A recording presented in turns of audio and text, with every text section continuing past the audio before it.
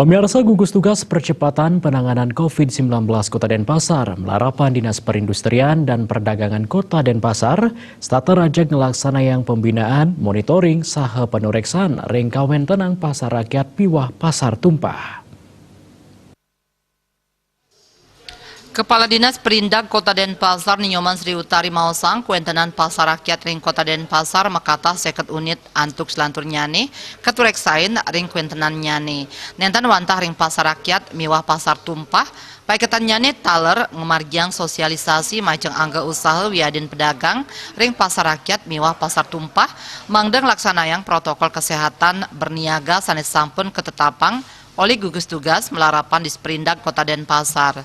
Yening sampun presida disiplin ngemargiang protokol kesehatan janten sida metuang rasa degdeg tur aman miwah sehat majang krama tur sida gelis megat pengelola COVID-19.